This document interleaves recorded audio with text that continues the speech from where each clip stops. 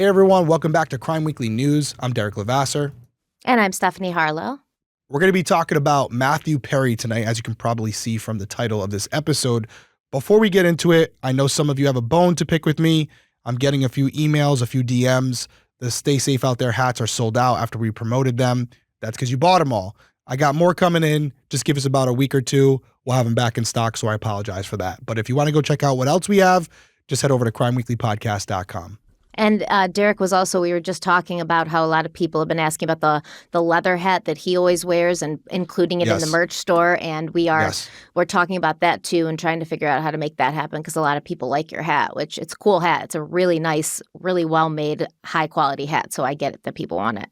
Yeah, I got it for myself. And then, and people keep asking me about it. So we will get that up on the Criminal Coffee website as well. All right, you ready to dive into this? Yep. Most people have heard the case, but there's been some recent developments. But for anyone who doesn't know the story, real quickly, the 54-year-old Friends actor was found dead, face down in the heated end of his pool at his Pacific Palisades home on October 28th, 2023. The Los Angeles medical examiner determined Perry's death to have been caused by an accidental overdose, but recently, 5 people, including 2 doctors, have been arrested and charged in connection with his death. So, interesting turn of events here. We always felt like there was more going on than what we knew, but I don't think many people saw this coming.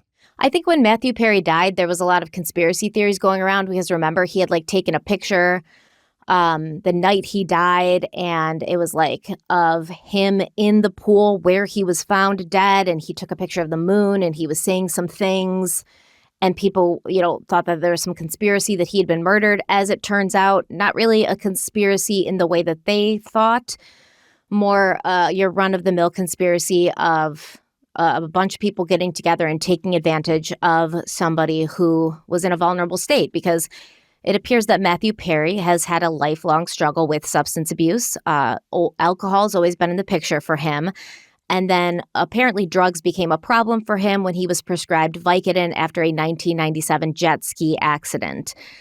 So, it's a tale as old as time. You have an accident or surgery, you get some opiates, and then all of a sudden, there's documentaries and movies out there talking about the opioid crisis and how it caused this just string of addiction.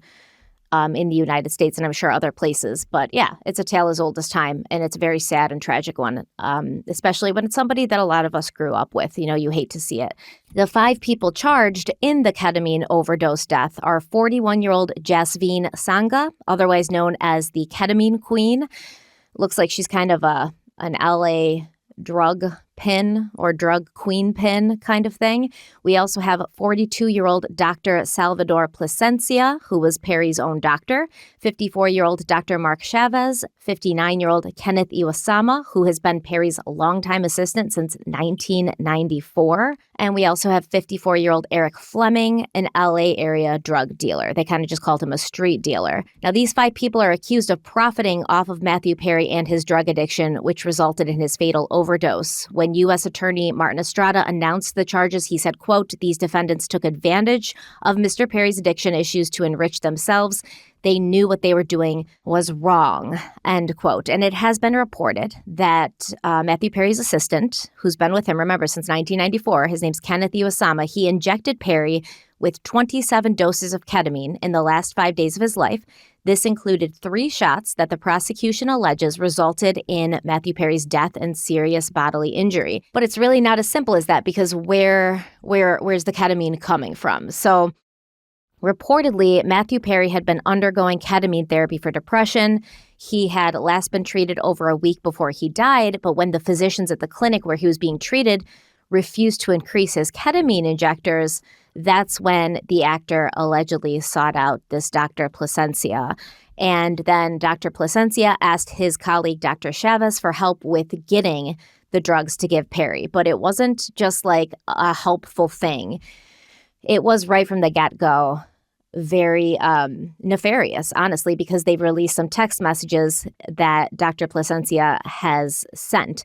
So from September until Matthew Perry's death in October, Plasencia and Chavez, who are both doctors, remember, They allegedly supplied Perry with about 20 vials of ketamine in exchange for around $55,000 in cash. And on September 30th, Dr. Plasencia texted his friend, Dr. Chavez, and he said how much this moron would be willing to pay for the drug. And obviously this moron is he's referring to Matthew Perry. And Dr. Plasencia also expressed a desire to become Perry's go-to for drugs. So this is horrible. This is not behavior that should be happening from a doctor. And not only that, but they charged him way too much for this ketamine. In one instance, Matthew Perry paid $2,000 for a vial of ketamine that was worth $12. So the issue here is really horrible, by the way, really horrible. So we've got Matthew Perry's assistant, Kenneth Iwasama, who is coordinating with Dr. Plasencia in, encrypted message apps and coded language. So he would refer to bottles of ketamine as Dr. Pepper, cans, bots. And keep in mind, Kenneth Iwasama has absolutely no medical training, and yet he still injected Perry with the drug based strictly and simply and only on instructions from Dr. Plasencia. Now, what we have found out is Dr. Salvador Plasencia went over to Matthew Perry's house about 2 weeks before Perry died. He injected him with a dose of ketamine. At this point, he saw with his own eyes Perry froze up, his blood pressure, and I believe his heart rate skyrocketed because of this large dose of ketamine. But even though Dr. Plasencia saw this with his own eyes, saw the bad reaction that Matthew Perry was having to this large dose, he allegedly sold Kenneth Iwasama, Perry's assistant, more ketamine for $6,000, despite being told that Perry's addiction was spiraling out of control. And basically, as Perry's addiction became worse and worse, not only was he getting the drugs from Dr. Plasencia, but he was getting them from this Eric Fleming guy who's a street dealer. Eric Fleming was getting them from the ketamine queen, who is Jasvine Sangha. And just 4 days before his death, Eric Fleming, the drug dealer, bought 25 vials of ketamine from Sangha's North Hollywood stash house in exchange for cash. And as part of this transaction, the ketamine queen included ketamine lollipops as an add-on for Perry's large ketamine order. So, customer service is important with these people. Mm-hmm. Basically, all of these people just took advantage of him in every way. And I know you have background in drugs and you were on a drug task force, right? You did undercover work with drugs and things. So this is right up your alley, but obviously on a grander scheme. We have a high profile person. We have a very, very bad drug addiction. He's getting ketamine now from doctors. He's getting them from street dealers. It's pretty bad. And yeah, I don't know. What do you think about this? So it's clearly unfortunate, and it's one of those situations where most of us already know that Matthew Perry has had an addiction problem for a very long time. Yeah, he's been open about it. Yeah, he's talked about it. I think he's written a book about it. Yes, and he's gone on public forums and shows and talked about his addiction and how he was now using that addiction and the things he went through to help others.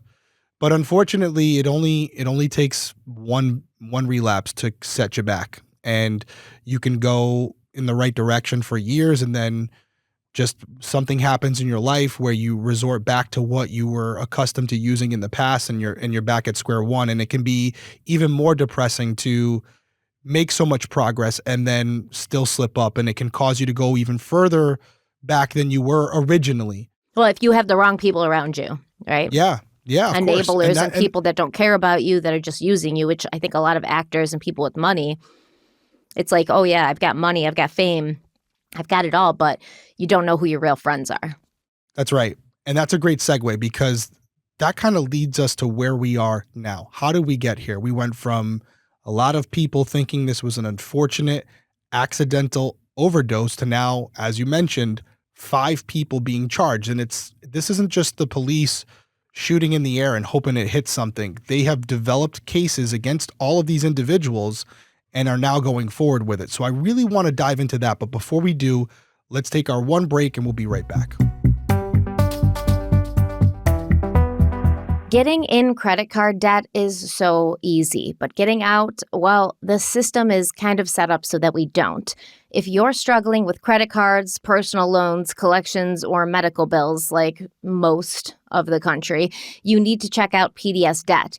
PDS provides a service to match you with debt solutions tailored to your financial situation.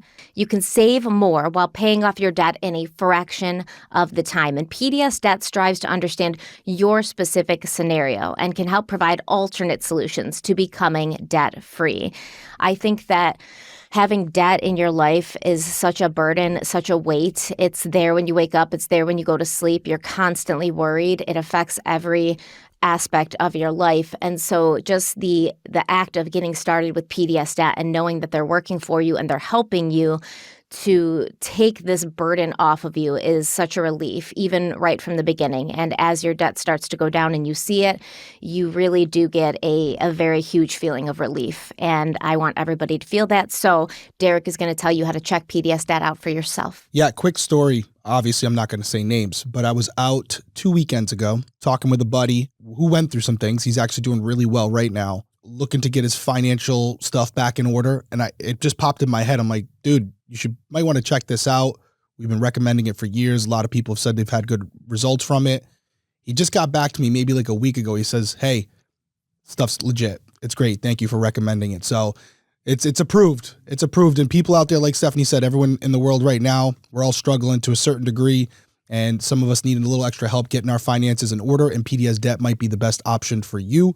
So stop waiting and start saving. Get a free debt analysis right now at pdsdebt.com/crimeweekly. It only takes 30 seconds. Once again, that's pdsdebt.com/crimeweekly. One more time, pdsdebt.com/crimeweekly. So originally, and I believe we talked about Matthew Perry before. It might have been on Crime Weekly News. No, I don't think we did. Or maybe we did. I don't know. I can't remember the conversations that you and I have off record as opposed to recording. They blend together. But everybody at the time was talking about Matthew Perry because this is someone, I mean, Friends was one of the biggest shows of all time. So whether you watch Friends or you watch some of his work after that, because he's done other movies and stuff like that, everyone, for the most part, knew who Matthew Perry was. And it reminds everyone, I think, whenever these stories happen, of it doesn't matter how successful you are, how famous you are, how much money you have, we all have problems. We all have things that we go through, and nobody is immune to addiction and being caught up in something that you know is wrong, but you're having a hard time digging yourself out of that hole. And he's even said that, by the way. He was like, of course. Oh, I had money troubles. I had all these money troubles. It felt like nothing was going right. I couldn't get a job. And then all of a sudden he gets this Friends job. And obviously, I mean, they were making bank every episode. Now he no longer has money troubles. And I think he said something in his book like, I had 8 months of feeling like okay and feeling happy and like, oh, I've made it. And then I realized like money does not solve your problems. Nope. They're still it does there. Not. Yeah. Doesn't matter how much it is. The more money, more problems, right? Mm-hmm. So I was thinking about it, and this is me just kind of looking at it and speculating as far as how this came to be, how we got to where we are today. And what I think happened is, and I've said this phrase before, but in investigative work, when you're building a case and it may involve some high rollers, some people that are big in that space of organized crime or drugs, you got to start low. And it usually means going after the person who has little involvement but a lot to lose. And if I had to guess, that person would have been Kenneth, the assistant, because he's someone, and I'm not trying to let him off the hook here, but he's working for Matthew Perry. And I don't think it's unreasonable to assume that Matthew Perry, at least initially, was like, hey, I'm paying you. This is what you're doing. Go do it. And then maybe it turned into something more. But initially, Kenneth was, quote unquote, doing his job. So when law enforcement gets the autopsy report back, they start to see that there's ketamine in the system and the amounts that are in the system. And there was probably maybe some syringe marks on his arms or whatever it was where they could see that this had been going on habitually, right? So they go to Kenneth, they get subpoenas for his text messages, for his phone calls, and they start to uncover other conversations that Kenneth may have thought would never be under the microscope of law enforcement. So they go to him and they say, hey, Kenneth, right now, as it stands, we have you dead to rights. So you're going to go down for manslaughter, maybe even murder. We don't know yet. And you're never going to be a free person again. You're going to go to jail for the rest of your life. unless you give us the person that you got this from, unless you give us the person who was supplying you the ketamine. Now, Kenneth, who again at this point is an assistant, who Since knows 1994, by the way, which is crazy. 1994, long time. He's sitting there saying, well, I don't want to go to prison for the rest of my life. I'm going to give up the next person. So now you have this low-level person ratting on the next person up the ladder. As he should. They all do. They all do. Trust me. They all do. Unless you really have someone who's loyal to the code, 99.9% of the time, they rat as soon as they can. And so then you go to the next person. And when you go to the next person, now whether that was Dr. Chavez or Palacinia, how do you say his last name? Placencia.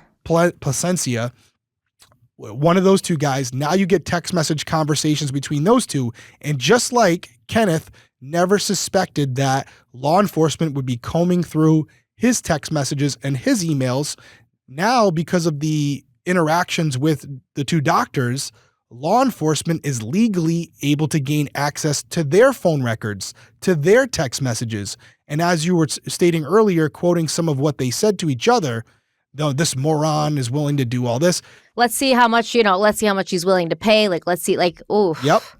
All those conversations, clearly not meant for law enforcement, but they're thinking, if I had to guess, you know what? We have this level, this buffer between us. We're not giving it to Matthew Perry most of the time. It's the assistant. So we're in the clear. Whatever the assistant decides to do with it, that's on him. Why would they think that as doctors, though? That's where I'm wanting to get your insight, because you've dealt with these people, knowing how bad the addiction was, knowing how much ketamine you were giving him, as Dr. Placencia injects him with a strong dose of ketamine and sees his physical aversion, the signs that, hey, this guy's body, his heart can't take this, what would make you feel so safe that this person is not going to overdose when all signs point to he is, and the police are going to ask, because he's a high-profile person, how did this happen? Where did these drugs come from?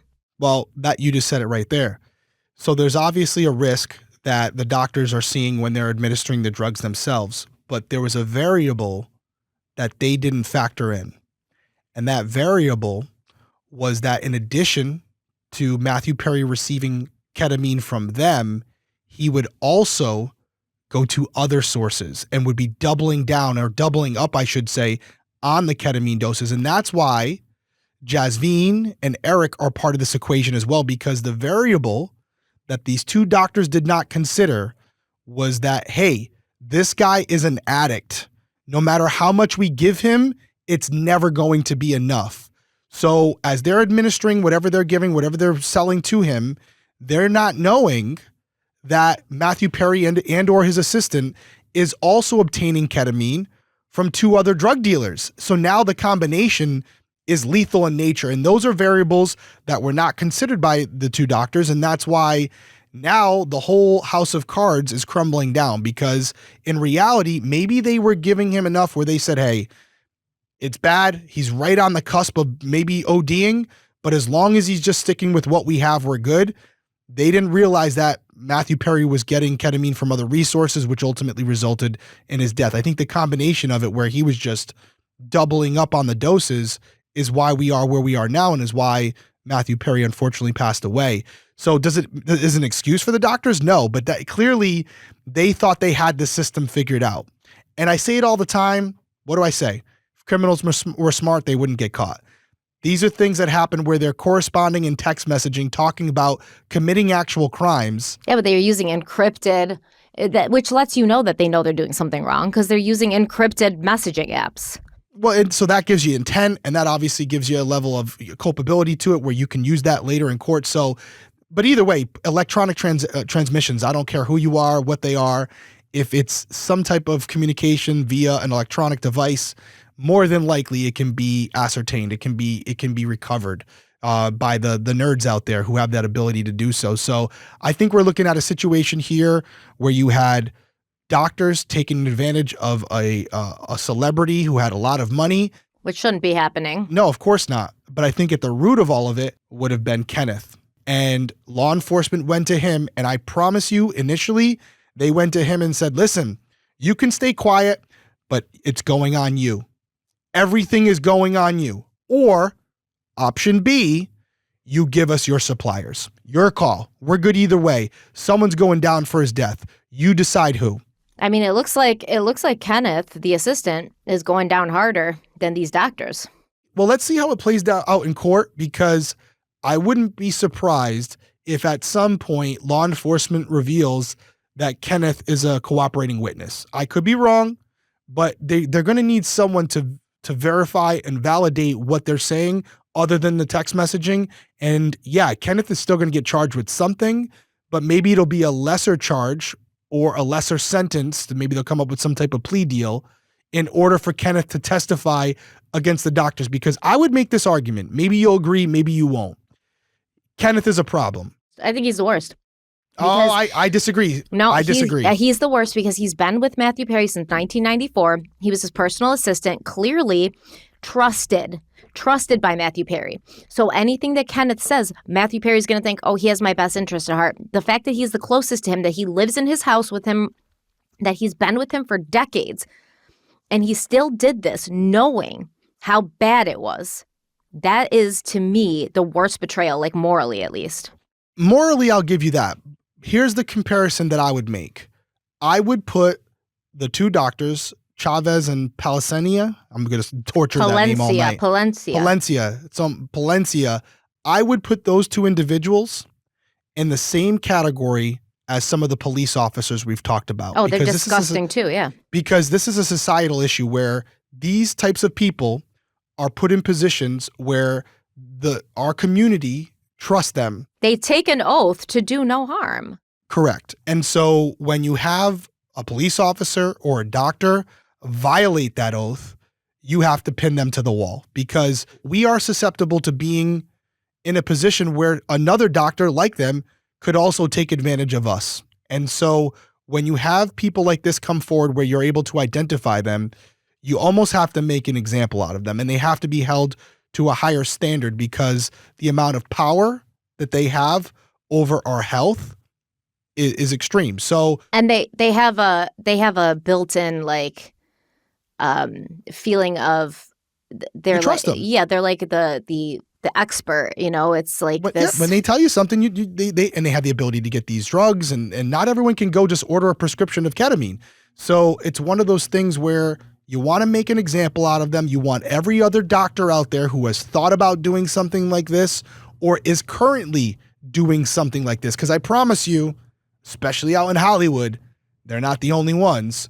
You want them to see this case, and you want to see what now they're going through, and maybe it'll serve as a deterrent to any other doctors that are currently or thinking about getting into something like this. Maybe this will deter them from doing so. So, you know, many are probably already in something like this. Well, that's what I know 100%. So that's what you have to do here. Yes, you have to stay within the confines of what the law allows. But when you have two physicians who, as you mentioned, took an oath, violating that oath, just like police officers, they are held to a higher standard, and therefore they should be treated as such when it comes to accountability and the justice system as far as what they're going to be held responsible for and the sentencing that may come from this. Yes, I agree with you. As far as Matthew Perry is concerned, I would agree that Kenneth is the ultimate sign of betrayal there, where he's the one who he was the facilitator. He was the conduit to all these people. But as far as we're concerned, as far as what we take from this case as a community, these doctors got to go down. Oh, and they said that basically, like when they're announcing it, they said, hopefully this sends a message to any of these other providers out there who are taking part in something like this. Yeah, like hopefully you understand, like you're not going to get away with it anymore. Absolutely. It's a sad story because initially you have a situation where you feel like, oh, it's Matthew Perry's decisions that led to this. And to a certain degree, it is, right? It is. But he was relying on the people around him, and they didn't help the situation either. So it just made a really bad situation even worse, and unfortunate because someone who had so much talent, so much success, was still in a position in his final days who had no one around him who was looking out for his best interests. So just a really sad situation, and we're thinking about his family and And hopefully they get the justice they deserve. And hopefully these individuals that were involved in this whole case, they all go down, and it serves as an example to everyone else out there who's currently participating in this type of activity. Any final words from you, Stephanie? No, I'm good. Okay, cool. We're going to get into Gainesville Ripper Part 3. So until then, everyone stay safe out there. We will see you later this week. Bye.